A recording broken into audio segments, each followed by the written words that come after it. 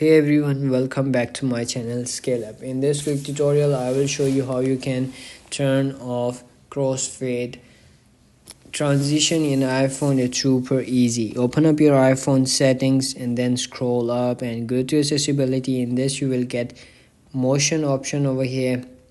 So you have to do is click on that, and then you will see the second option over here, prefer crossfade transition. So once you click on that toggle to turn this off, it's going to be turned off, and you can use mobile or like iPhone as you want to use.